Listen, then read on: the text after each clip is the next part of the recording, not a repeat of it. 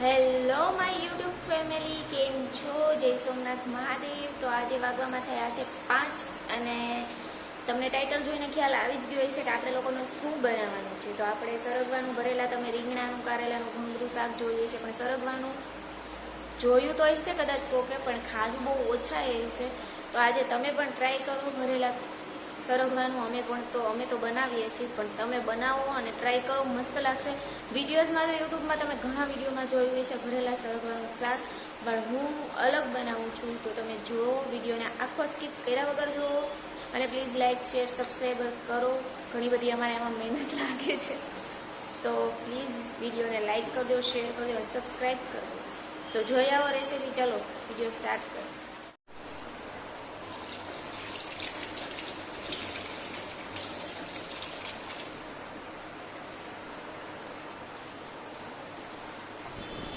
તો હવે આની અંદર જો મેં લઈ લીધું છે લસણ અને આદુને અને લસણને મસ્ત રીતે ખાંડી લેવાના છે. અને માંડવીની સીંગ મેં ખારી સીંગ લીધી છે. મેં માંડવીઓ જે આપણે સાદા દાણા આવે એવા નથી લીધા. તો હવે આપણે આ બંનેને ખાંડી લઈશું. આમાં થોડીક નાખીશું ચટણી, જેવું તો મારે તીખું ખાવું હોય એ પ્રમાણે ચટણી નાખવાની. લસણ અને આદુ છે ને આ વધારે રાખવાનું છે. સારું, ચાલો તો આપણે આને ખાંડી લઈએ.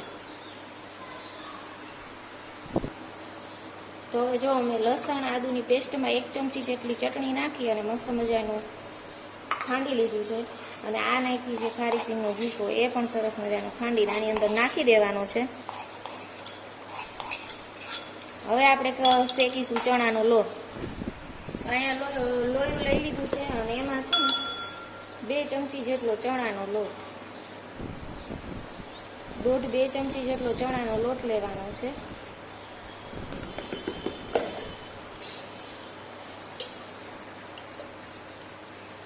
અને એમાં નાખી દેવાનું છે થોડું એવું તેલ, 1 ચમચી જેટલું તેલ નાખી દેવાનું છે.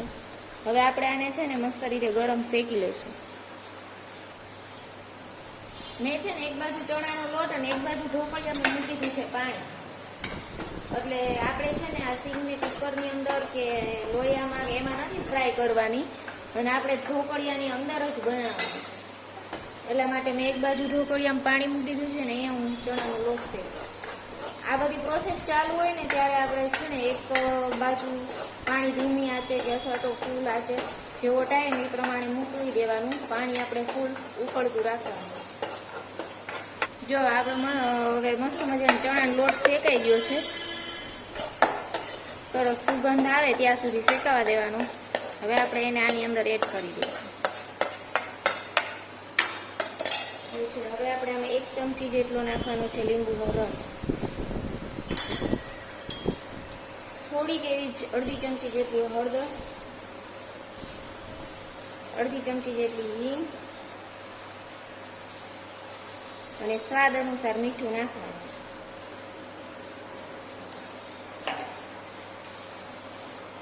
અને 1/2 ચમચી જેટલી ખાંડ. લીંબુનો રસ હોય એટલે ખાંડની જરૂર પડે. અને પછી આપણે એની અંદર કોથમીર કટ કરી નાખવાની છે. તમે યુટ્યુબ ઉપર ઘણા બધા વિડીયોઝ જોયા હશે, પણ આવી રીતે એક બી વિડીયો નહીં હોય, કારણ કે આપણે ખાલી મસાલો આવી જ રીતે નથી બનાવવાનો. હવે આમાં નાખી દેવાનું છે થોડુંક એવું પાણી, 1 થી 2 ચમચી જેટલું. પછી આને છે ને સારી રીતે મસ્ત મિક્સ કરી દેવાનું છે.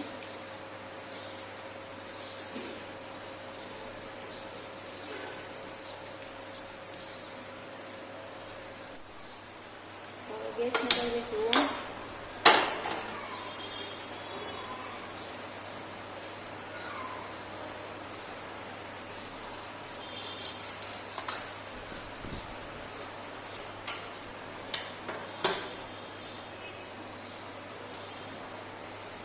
આવી રીતે વઘારેલું મસાલો એટલા માટે વઘારવાનો છે કે આપણે સરગવાનું શાક નથી બનાવવાનું, મતલબ ગ્રેવી કંઈ નથી નાખવાનું. અને એવી જ રીતે આ વઘારાઈ જાય, બાફાઈ જાય એટલે તમે રોટલી આરે કે બાળકોને કે તમે કોઈ પણ ને લુખી એમનેમ સિંગ ખાઈ શકે ને એવું શાક બને.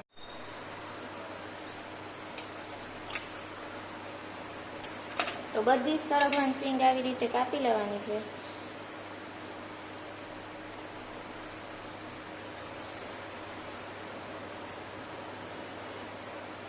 અને વચ્ચેથી કટ કરી બરાબર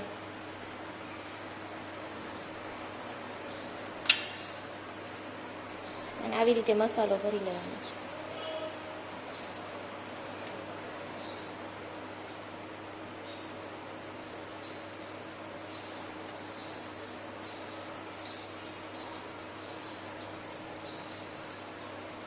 પછી આને ધીમેકથી આમ તબી ઉપરથી મસાલો થોડો કાઢી લેવાનો અને આમ સીંગને પેક કરી દેવાનું.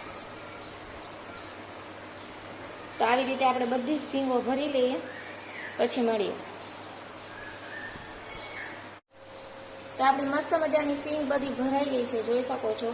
હવે આપણે આને છે ને ધીમે ધીમે બધી આવી રીતે આમ મૂકી દેવાનું છે.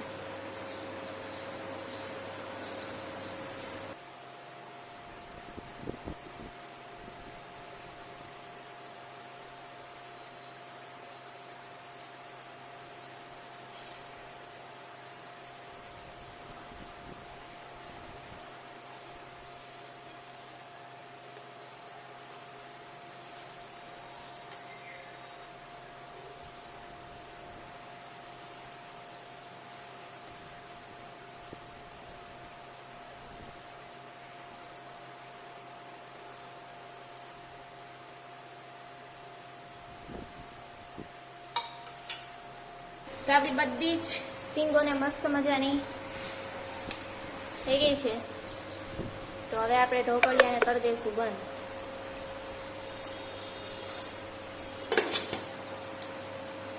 સારું, ચાલો મળીએ પછી કેવું બને છે આપણું શાક.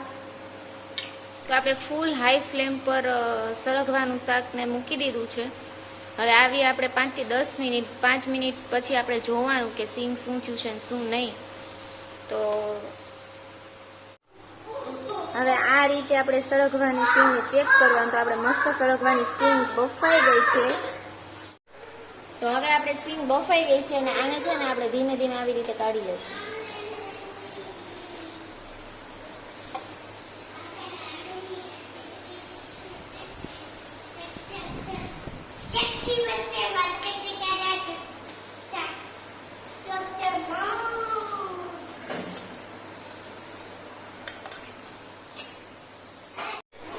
હવે આપણી જો બધી સરગવાની સીંગ નીકળી ગઈ છે અને ગેસ કરશું ઓન. હવે જે ટ્વિસ્ટ મેન છે એ જ છે. આ જેને પસંદ હોય એ કરી શકે, બાકી એવી રીતે પણ ખાઈ શકે. તો આપણે લઈશું 1 ચમચી જેટલું ઘી. મોટી 1 ચમચી જેટલું ઘી લીધું છે.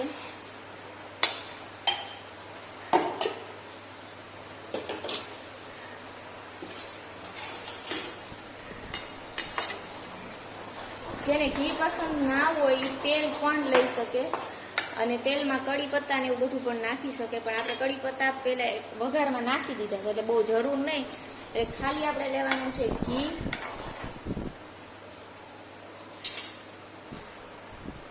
એક ચપટી જેટલી નાખી દેવાની છે હિંગ અને આપણે બરોબર આવી રીતે સરગવાની સીંગ ઉપર નાખી દેવાની.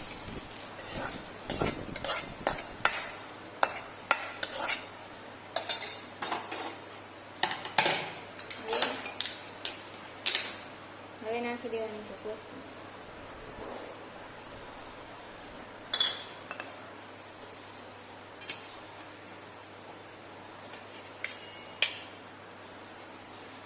તો તમે જોઈ શકો છો આપણું મસ્ત મજાનું સરગવાનું શાક બનીને છે તૈયાર.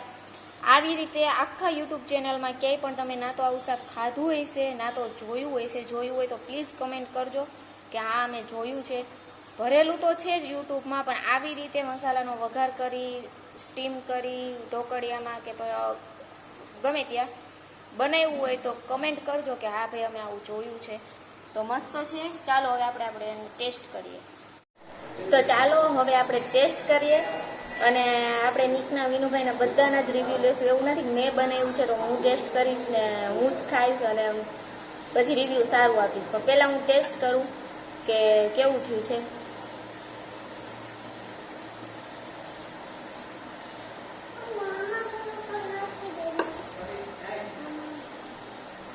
જોરદાર બન્યું છે. એવું નથી મેં બનાવ્યું છે એટલે હું રિવ્યૂ સારા આપું છું. આપણે વિનુભાઈના નીકના બંનેના રિવ્યૂ લઈશું. મસ્ત બન્યું છે, જે તમને લુખું ખાવામાં પણ પસંદ આવે અને થોડુંક માઇનોર સ્પાઇસી લાગે છે. તો જો બાળકોને ખાવું હોય ને તો આનાથી જરાક ચટણી ઓછી નાખીએ ને તો એને પણ ભાવે. જે લોકોને કેલ્શિયમ ઘટતું હોય, સરગવો તો શાકભાજીનો રાજા છે. તો આવી રીતે બનાવો, ટ્રાય કરો, કમેન્ટ કરો અને આખી યુટ્યુબ ચેનલ જોઈ આવજો. ક્યાંય પણ આવો વિડીયો નહીં, મતલબ ક્યાંય પણ આવું સરગવાનું આ રીતે શાક બનાવ્યું હોય છે એવું ક્યાંય પણ વિડીયો નહીં મળે. તો તમારે પણ જો આવી રીતે બનાવવું હોય તો બનાવજો અને મને કમેન્ટ કરજો કે હા મેં વિડીયો જોઈને બનાવ્યું. તો બહુ મસ્ત બન્યું છે સરગવાનું શાક. કમેન્ટ કરજો અને વિડીયોને છે ને શેર કરો. જેને સરગવાનું શાક નથી ભાવતું ને આ વિડીયો જ હવે બનાવે. ચાલો હવે અહીંયા જ વિડીયોને એન્ડ કરી દઈશું. ના, વિડીયો સોરી એન્ડ નહીં કરી. નિકનાને આપણે વિનુભાઈના રિવ્યુ લેશું કે આ શાક સાચે જ મતલબ એમ કે આ લુખી સિંગ આપણે આવી રીતે ખાવી હોય કે રોટલી સાથે, ભાખરી સાથે ગમે એમ ખાવી હોય તો કેવી મજા આવે એમ. વિનુભાઈને જો રિવ્યુ માટે બોલાવ્યા છે કે કેવી બની છે સિંગ. વિનુભાઈ ખાઈને કહે બહુ મસ્ત છે સ્વાદમાં. સ્વાદમાં ને ઘટે કે તીખી નથી, કાંઈ મીડિયમ મસ્ત અલગ લાગે ને શાક કરતા. બહુ અલગ લાગે છે. ઓલું શાક આપણે કરી કરતા અલગ લાગે. હવે આને ટમેટાનું ડુંગળીનું જો ગ્રેવી કરી નાખી ને હા તો સરસ છે. તો શાક થઈ જાય. ગ્રેવી કરી મારી પાસે અંદર ને તો આપણે વિનુભાઈનો પણ રિવ્યુ લઈ લીધો છે ને એને પણ શાક બહુ ટેસ્ટ લાગ્યું.